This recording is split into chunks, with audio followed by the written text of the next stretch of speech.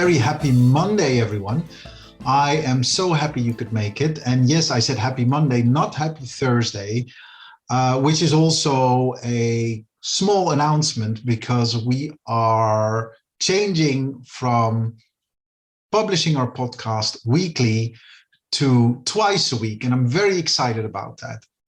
Now, this podcast journey is now almost 1 year old, and never in a million years could I have dreamt that it would grow into what it has become today. We have tens of thousands of listeners from all around the world, incredible guests who have indeed achieved amazing things in their own right, and most importantly, an enormous wealth of life experience wrapped together as 3 challenges for each and every episode that each guest has so kindly shared with us.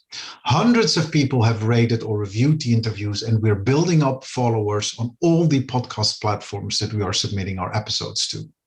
So whatever happens next, I first want you to know that I'm incredibly grateful to everyone who made this happen, from the team at Landmark Communications, to our producer Natalie, to our project managers Inva and Genta, to our sponsors, but also to my close friends for sharing their honest feedback, so I wouldn't create an echo chamber of incoherent noise. Special thanks to my family, my father and my mother, as well as my brothers, who've been very supportive in this podcast journey thus far. Most importantly, of course, my wife Leila, for letting me take this leap and allowing me to go wild and creative, bringing these episodes together each and every week. So thank you to all of you. I will not let you down. And then there's someone that I haven't mentioned yet, my daughter, Nora, my 3-year-old, who we also lovingly call Nono. Now, I can fight all the cliches as much as I like and spend my time lying to you that my daughter isn't the center of my universe currently, but that would all be rubbish. Doing my little bit to bring that little human into this world and then taking on the shared responsibility to raise her is a task that I do not take lightly. Now, one of the things I realized is that my experience, influence, and knowledge for her to become a balanced, loving, honest, healthy individual is going to be crucial. And that, at times, frankly, scares me a bit. Another thing I've realized is that I've been born into privilege, not because my crib was in the house of a well-to-do Western European Dutch-Belgian family, but also because I'm a white, straight man who has absolutely no idea of what it is like to be deprived of anything, to be discriminated against, or to be left out of anything just because of my gender, race, sexuality, or the color of my skin. So without having done anything of value, I tick all the boxes, and just for that, I lead a privileged life. So the story of my daughter might be very different to mine. She's growing up in a different era, currently as a toddler, a young girl, and then as a woman. And just for that, society might have very different expectations towards her and could ask her for different things. She might be excluded or yelled at or, God forbid, abused because of the fact that she is a woman. Now, even though things have evolved in the right direction, I think we're far from being equal, which might make the journey of my daughter a lot more challenging than mine, just because of her gender. Now, I'm going to be honest here.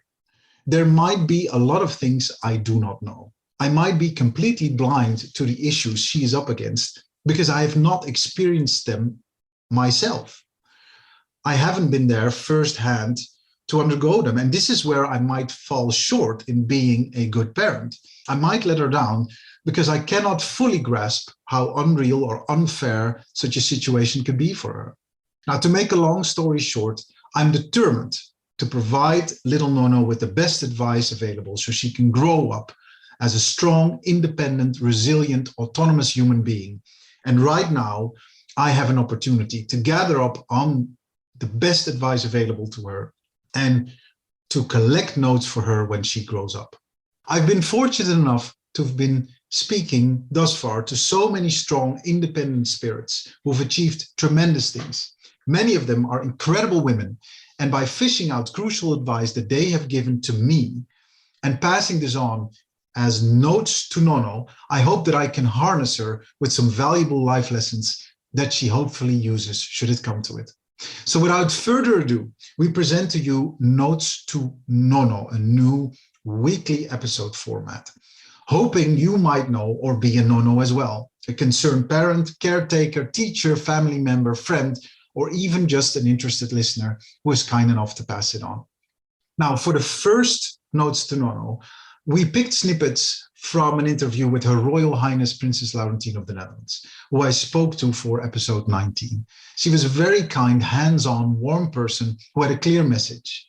Now, I had slightly rehearsed something for the end of our conversation, which was a comment around a Disney princess, my daughter's current career choice, and why we as parents don't directly approve of that.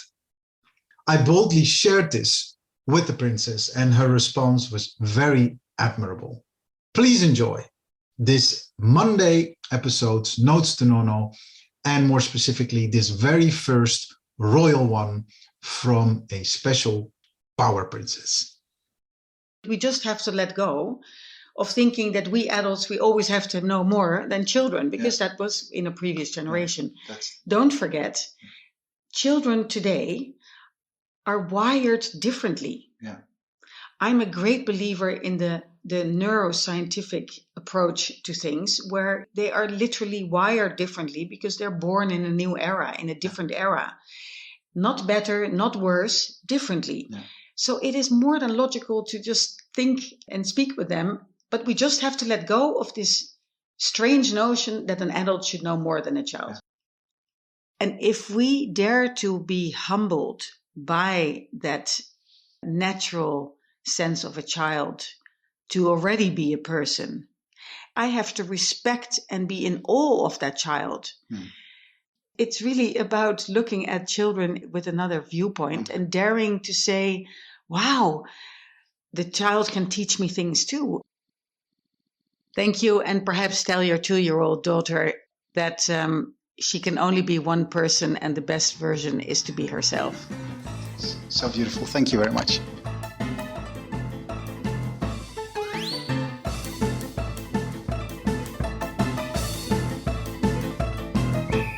If you liked this episode of the Teach Pitch podcast, then it would mean the absolute world if you could share it with your friends and or give it a short review on your preferred podcast platform.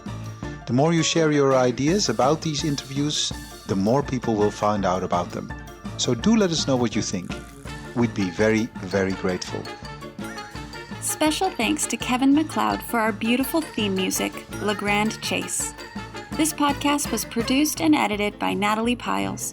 Project coordination by Inva Cheney.